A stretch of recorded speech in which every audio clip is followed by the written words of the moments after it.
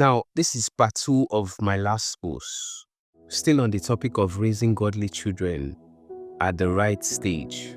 When the Bible talks about if the foundation is destroyed, what can the righteous do? What does this mean? When an adult or a teenager exhibits bad behavior, it is only proof of bad foundation. When an individual is exhibiting bad fruits, it's only proof of bad roots. When a child is raised in a toxic environment, or whatever disturbs a child during the phase of innocence, has great impact in their foundation, causing both mental and emotional instability at an early age. And like a crack to the foundation of a building, it is hidden alongside the childhood of that individual, only to resurface at the later part of their life.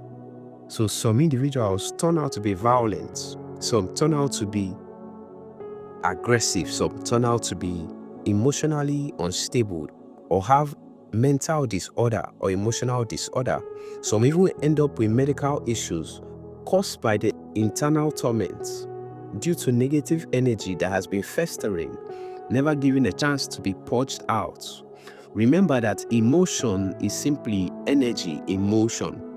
So when this energy builds up and becomes life-threatening or manifests into the flesh, it can lead to illnesses that cause death. So this soul wound could be caused by abandonment, could be caused by abuse, could be caused by rape, could be caused by bullying, could be caused by peer pressure, could be caused by emotional abuse by the parents, or even the divorce of the parents. And these residual negative emotions at that early age can become a breeding ground for demons, because demons are drawn to pain. They feed off negative energy. And these teenagers is dragged into depression, which only produces more pain. So demons building stronghold in the mind of this individual grow into adulthood, which leads to addictions, which leads to violence, which leads to rebellious lifestyle, corrupting them even more, whose souls have been fragmented and have given place to demonic strongholds to manipulate their lives. These unresolved roots or issues with the foundation is the major causes of the global suicide crisis that we see today. So everything you're seeing in the society today and in families was intentionally designed not just to produce ungodly children, but to raise children who have wounded souls. And you can notice this on social media. So please understand that you do not need to beat a child to abuse them.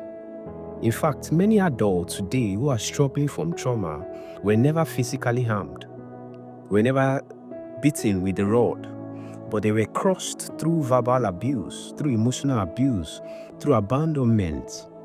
They suffered bullying or some form of molestation, so to say. Now, these are more destructive to the psyche of a child, and the wound go deeper than bruises. We have been deceived into thinking we are wiser or more loving than God, especially in the West. We reject godly wisdom even though the Creator, who understands man better, has said, "He who spares the rod spoils the child." But the devil, through government, has brought in deceptive laws to spare the rod on the wings of human rights, which has stripped parents of their God-given authority over their children. In some countries, you can even be arrested for disciplining your children. And this is the result of that. When you remove the right of a parent over his child, you create such an environment like this. So in a nutshell, your children are being raised and programmed by the system. Then the government disarms you as a parent from correcting your child, who is manifesting rebellion due to the indoctrination of the systems.